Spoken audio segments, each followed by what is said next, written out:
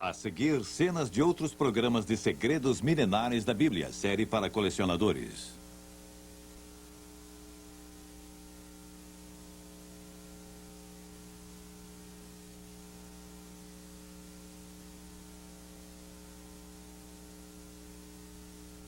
Uma distribuição ABBO, vídeo e criação musical. Originalmente produzida para televisão, esta série apresenta evidências que provam a autenticidade da Bíblia Sagrada. Dirigindo-se a ambos os lados da controvérsia, especialistas expressam pontos de vista não apoiados pelos produtores ou por Group Publishing. Versão brasileira TVP e JPA, São Paulo. A seguir, cenas de outros programas de segredos milenares da Bíblia, série para colecionadores.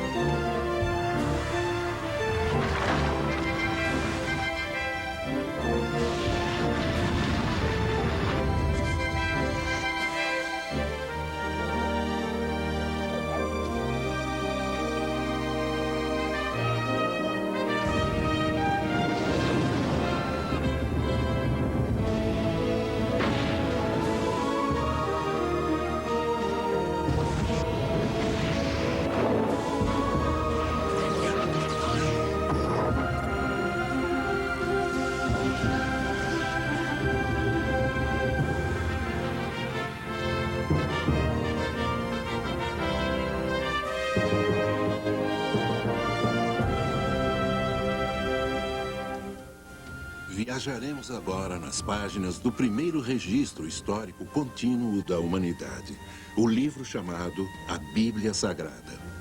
Vamos investigar algumas de suas histórias mais controvertidas e descobrir respostas para perguntas muito difíceis. Será a Bíblia um relato confiável de intervenções milagrosas que salvam as pessoas de um destino iminente e da destruição? Ou será meramente uma coleção de lendas e mitos, como afirmam alguns críticos modernos? Especialistas do mundo todo, tanto céticos quanto defensores da Bíblia, contribuíram para a discussão destas questões bíblicas que poderão chocá-los e surpreendê-los. Torre de Babel, fato ou ficção? De acordo com a Bíblia, todas as línguas e raças do mundo tiveram sua origem em um momento determinado. A destruição da legendária Torre de Babel. Terá sido tal torre realmente construída como descrito na Bíblia? Será que Deus a destruiu e dispersou todos os seus habitantes? Terão as ruínas da torre sido localizadas por arqueólogos? Que planos sinistros um ditador moderno tem em mente para a sua reconstrução? Nós não podemos provar que a Torre de Babel existiu. Não só existiu uma verdadeira Torre de Babel no passado, como a torre e a cidade do mesmo nome estão sendo reconstruídas pelo ditador mais perigoso do mundo. Nenhuma pessoa instruída acredita que a Torre de Babel seja um fato histórico, nem que todas as raças e línguas da Terra surgiram dessa pequena área na Mesopotâmia. A história bíblica de Babel é inteiramente consistente com todas as evidências. Quem nega esse fato está fantasiando ou então especulando. Hoje, a ideia do surgimento das raças e línguas ligadas à Torre de Babel é facilmente demonstrada pela arqueologia, linguística e genética. As torres-templos da Mesopotâmia eram centros para comunicação com antigos astronautas. Acredito que a torre era um instrumento de comunicação, não com antigos astronautas, mas com o mundo espiritual de demônios e anjos caídos. A Bíblia explica que Deus ficou irado com a primeira civilização que surgiu de Noé. Para entender isso, vamos ao início desta história como descrita na Bíblia. De acordo com Gênesis, capítulo 8, quando as águas do dilúvio começaram a recuar, a arca repousou no monte Ararat. Noé e sua família desceram a montanha para começarem uma vida nova. Deus mandara que não ficassem em um só lugar, mas que seguissem em frente, fossem fecundos e povoassem a terra. Mas os descendentes de Noé violaram a ordem de Deus. Estabeleceram-se numa planície fértil entre os rios Tigre e Eufrates. Quando começaram a construir uma torre para o céu, Deus decidiu dispersá-los. Esse relato da história de Babel é fato ou ficção? Por que essa torre foi construída e por quem? É possível que todas as raças e línguas surgiram de um único lugar, como a Bíblia afirma no Gênesis, capítulo 11? Considerando essas perguntas, vamos ver o que acontecia na terra de Senaar. A Bíblia conta que o rei Nimrod era um grande caçador e o grande construtor de antigas cidades que hoje são Irã e Iraque. Nimrod pode ter sido o governante que construiu uma torre alta para dar fama a si e a seu povo e evitar a dispersão comandada por Deus. Temos então um duplo mistério a explorar. Primeiro, existiu de fato a Torre de Babel? Segundo, todas as raças e línguas do mundo resultaram da destruição daquela torre. Apesar da Bíblia não mencionar os eventos diários relacionados à Torre de Babel, podemos especular quanto aos episódios que ocorreram no reinado do rei Nimrod. Ah, poderoso rei Nimrod! Escutai a palavra! O Deus dos avós de nossos avós brada suas advertências.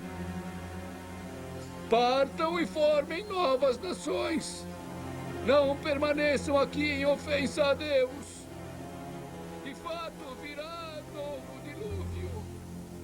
Destruirá essa torre. Então, qual é a queixa, vizir? Não é queixa. Majestade, o que o velho mendigo clama na rua é sussurrado por aí. Quem é esse Deus? Qual o seu nome? Devido a lorotas de um velho, vamos largar o poder e riquezas daqui? Quem é esse Deus que me diz isso? Sacerdote!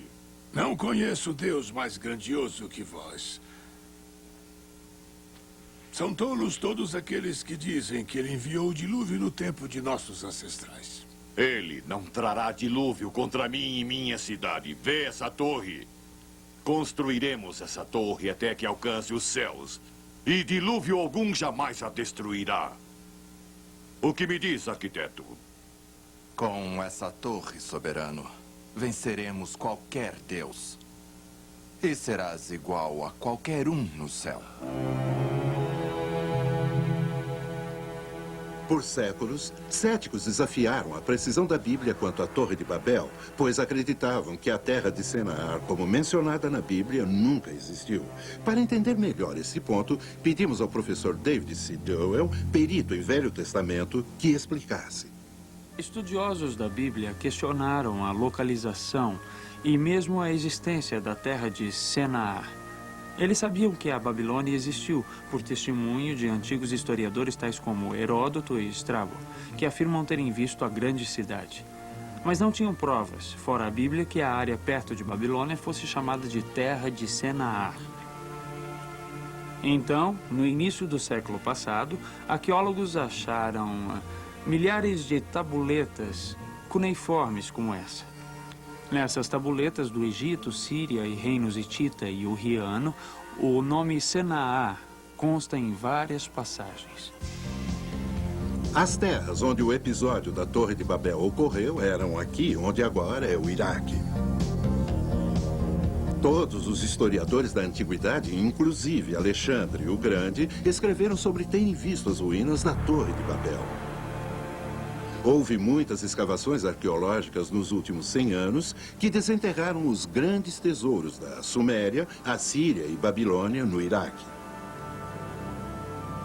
A localidade de Birs Nimrod, em Borsippa, tem sido a preferida por muitos arqueólogos como sendo a Torre de Babel.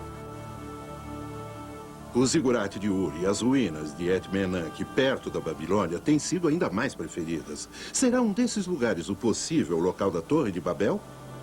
As provas arqueológicas mais fortes combinadas com relatos bíblicos favorecem a localização de Et-Menanke, que fica no Iraque, na Babilônia, 80 quilômetros ao sul de Bagdá.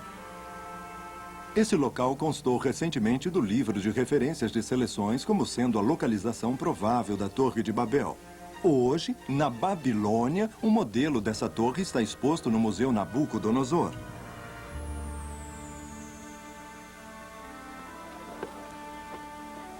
A construção da torre, seu grandioso projeto, em muito onerou o povo e os recursos. A construção da torre, sem dúvida, exigiu cada vez mais trabalhadores e dinheiro. O peso da mão de Nimrod foi sentido em cada canto.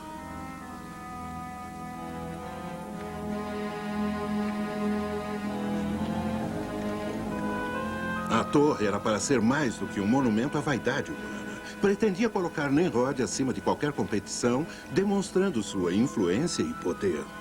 Ele esperava enaltecer seu nome para que ninguém ousasse se opor a ele. Veja, Majestade, como são rijos esses tijolos queimados. Muito mais duros que os endurecidos pelo sol. Esses novos tijolos podem construir essa torre tão forte que poderá alcançar o próprio céu? Dessa torre, assim como o sol é o senhor do céu, alcançaremos o reino dos céus. E daí, Majestade? Vós e os sacerdotes poderão falar com os deuses.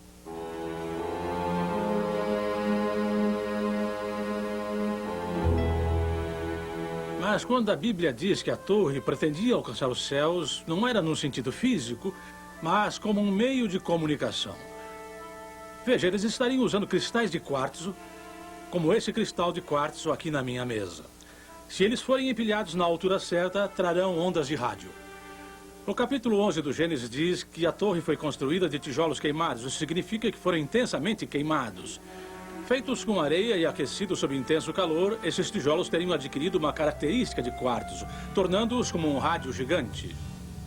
Mas só isso não bastaria para conseguirem se comunicar. A arqueologia revela que muitos sacerdotes antigos usavam corpetes e tiaras com cristais que faziam parte desse equipamento de comunicação.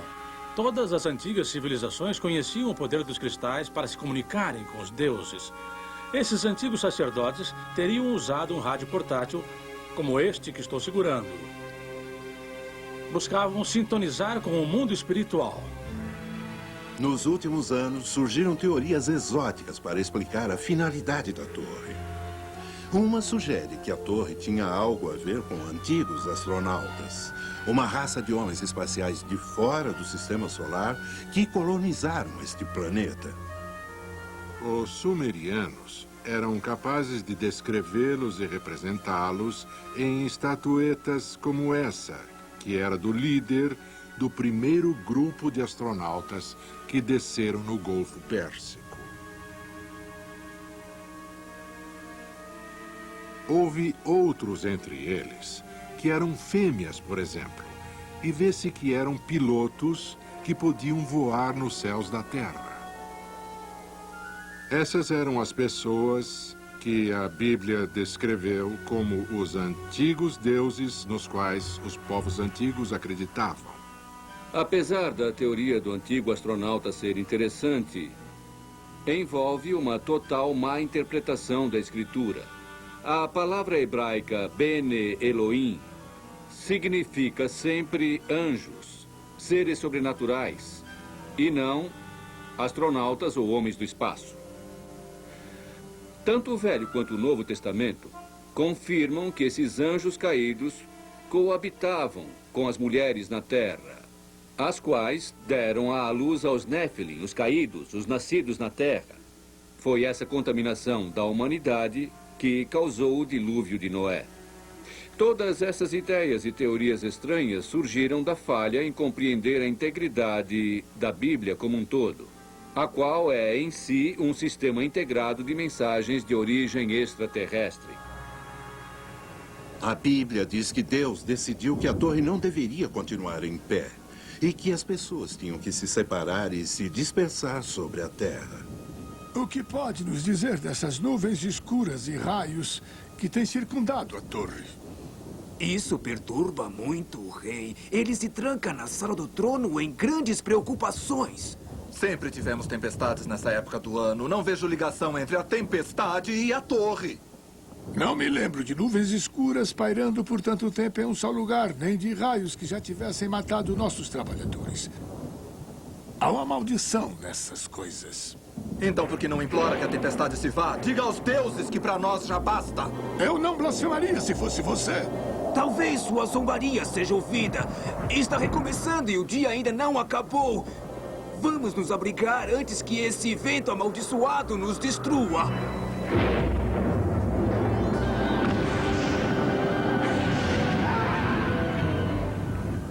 Aonde está a minha corte? Não vem! Não estão vendo, seus tolos? Está recomeçando! Por que eu estou sendo destruído? Não, graciosa majestade! É apenas o tempo, novamente! O tempo e os deuses não são a mesma coisa, sacerdote! Por que não aplacaste os deuses com sacrifícios? Anseias por me ver morto? Magnífico, senhor! Queimei um boi e 2 carneiros essa manhã no altar. Não basta! Não vê como clamam por nós? Queime mais bois e carneiros!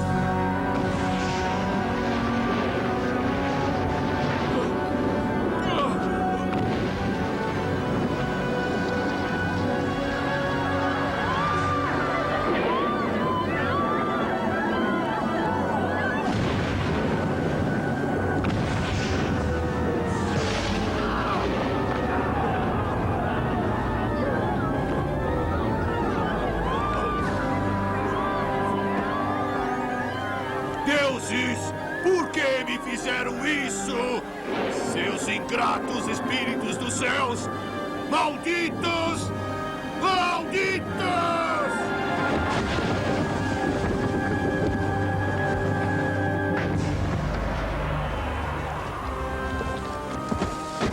De acordo com a Bíblia, Deus destruiu a torre e confundiu as línguas do povo para que se separassem nações e raças. E que nunca mais desafiassem Deus Todo-Poderoso. Isso traz a última parte dessa história misteriosa. Será possível que todas as línguas e raças do mundo possam ter surgido do incidente da Torre de Babel? Cristãos fundamentalistas tentaram ensinar que a confusão das línguas resultou da construção da Torre de Babel. Isso não pode ser provado, nem por dados históricos e nem por provas arqueológicas. Hoje existem umas 5.000 línguas em todo o mundo e de 50 a 200 ramificações não relacionadas. Podemos datar a mais conhecida dessas línguas, o sistema indo-europeu, de aproximadamente 3.000 a.C., dificilmente a época de Babel. Depois disso, nós nada sabemos.